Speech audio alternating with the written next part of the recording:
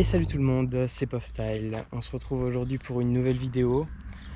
Enfin, j'ai envie de vous le dire, puisque après plusieurs mois d'inactivité sur ma chaîne YouTube, bah ça y est, je suis enfin de retour. Donc pour te resituer un peu la chose, je t'avais laissé, j'avais une Abarth 595 Competition qui était en vente, qui était partie en décembre. En mars, ma nouvelle est arrivée. 3 jours avant le confinement, j'ai pu l'admirer dans mon garage. C'était, voilà.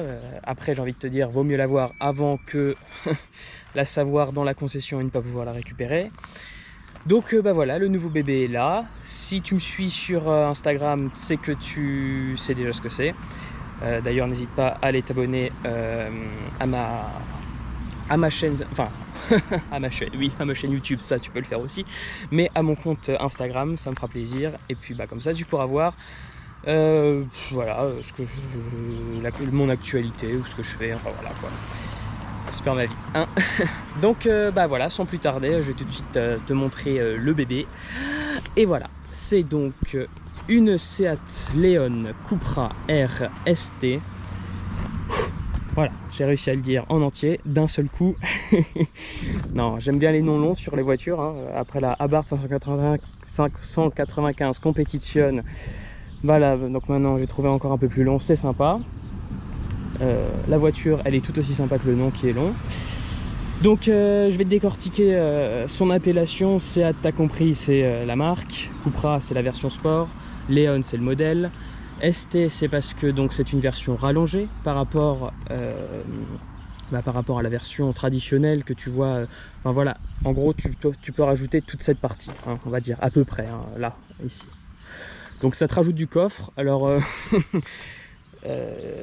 tu vas te dire, mais attends, il est père de famille, ça se passe comment? Non, non, c'est juste que voilà, c'est un coup de cœur sur la voiture. Et je ne suis pas du tout déçu de mon choix en tout cas. Donc pourquoi le R dans toute cette appellation? Pourquoi le R? Le R, c'est parce que c'est une entre guillemets une édition spéciale. Alors elle n'est pas numérotée. En revanche, si tu arrives à en voir quelques-unes, c'est que tu as de la chance. Personnellement, j'en ai jamais croisé sur la route avant. Donc qu'est-ce qu'elle a de particulier cette R? Bon, déjà elle a les logos en bronze, ça tu peux retrouver sur des versions traditionnelles, mais tu as cette partie au niveau du pare-choc avant qui supprime l'anti-brouillard.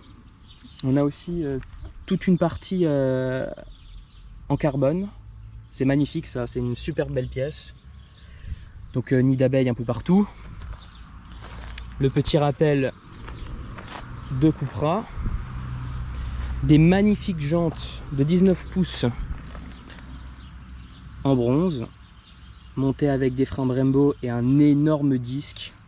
D'ailleurs, tu peux regarder, hop, petit rappel que tu es dans une jolie famille. Donc voilà, après ça je le dirai plus tard au niveau des caractéristiques du moteur, mais tu as plein de pièces voilà, du groupe Volkswagen, tu as de l'Audi, etc. Bon bref, ça tu connais. Ensuite, l'autre particularité, alors avant d'aller tout derrière, voilà, il y a aussi ça qui est en carbone. Ça, c'est une particularité à la R. Et bon, la plus belle partie, enfin, ce que j'adore vraiment, c'est ce cul, quoi. Ça, c'est magnifique. Là, je sais pas si tu arriveras à bien le voir, mais c'est du carbone, donc un spoiler en carbone. Et le diffuseur arrière aussi, tout en carbone. Ça, c'est magnifique. Ça, c'est très beau. Bon.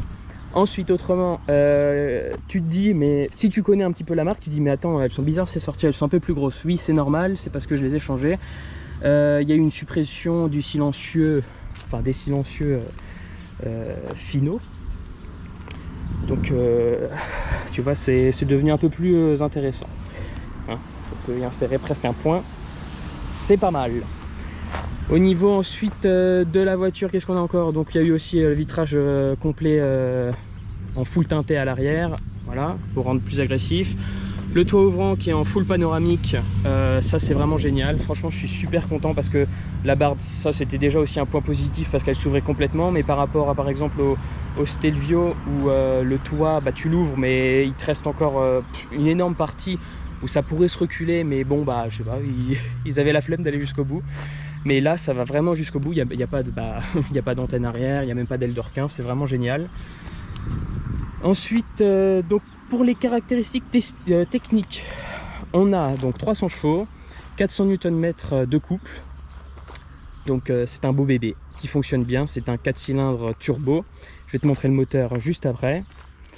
Bien sûr avec les systèmes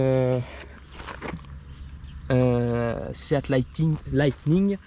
Pour, franchement, l'éclairage il est parfait sur cette voiture. De nuit, avec le système automatique plein phare qui s'allume et qui se désactive en fonction des voitures, etc. C'est vraiment le top, tu vois super bien. La signature lumineuse à l'arrière, je vais te la montrer tout de suite. Hop. Ah bah oui, forcément, ça ne s'allume pas.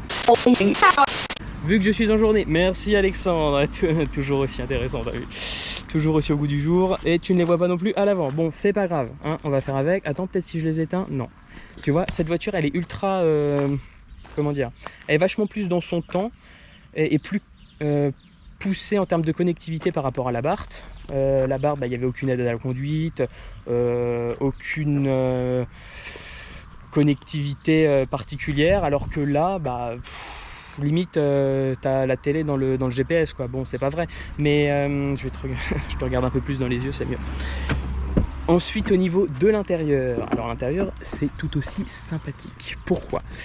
Parce que comme tu vois, on a un rappel ici en un effet carbone, tu vois,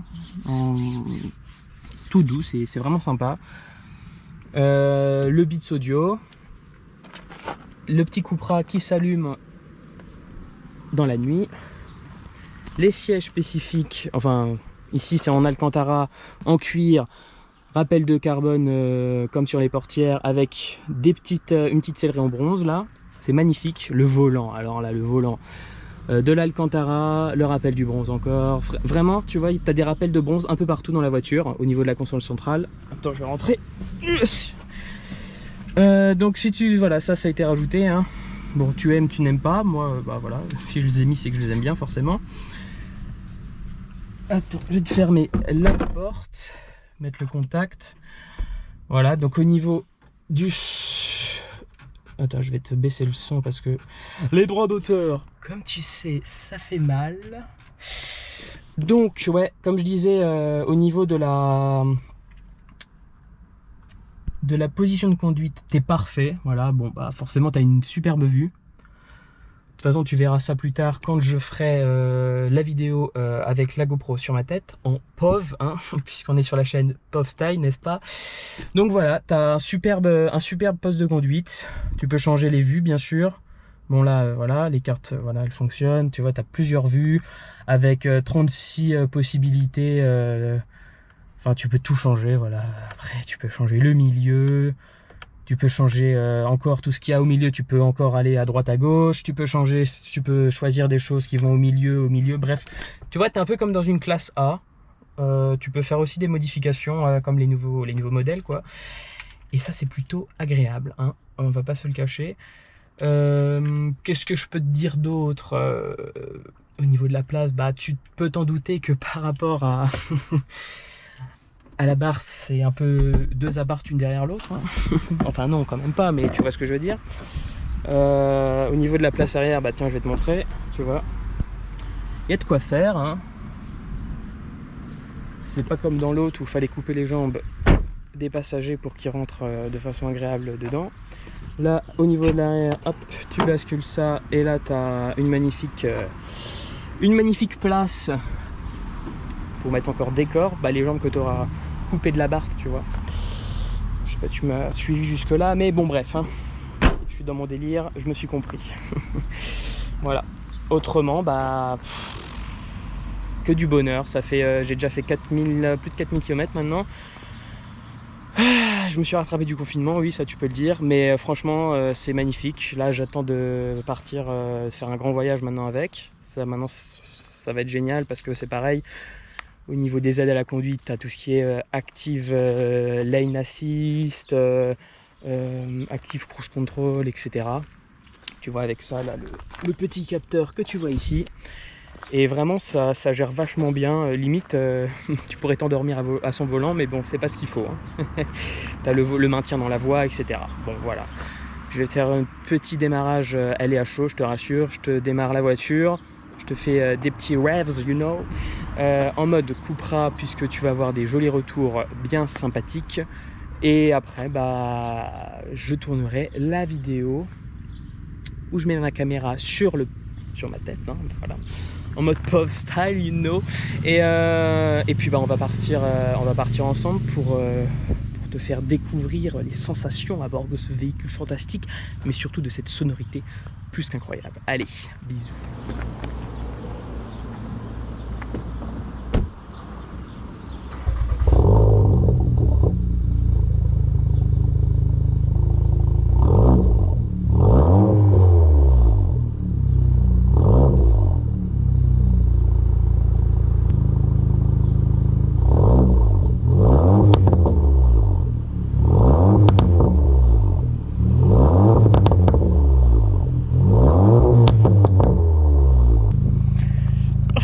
C'est pas génial. Moi je suis tout émoustillé quand j'entends ce bruit en tout cas, hein. Bon allez, je te passe sur ma tête du coup pour la prochaine vidéo que tu verras certainement la semaine prochaine. Et voilà, sur ce, j'espère que ça t'aura plu ce nouveau véhicule. N'hésite pas à me le dire dans les commentaires, n'hésite pas à t'abonner, ça fera vraiment plaisir. Et à laisser un like parce que bah tu connais YouTube aussi bien que moi. C'est pas en regardant seulement les vidéos que bah, ça permet de faire avancer la chaîne, malheureusement. Voilà, allez, bah écoute, sur ce, je te dis à tout bientôt. Ciao.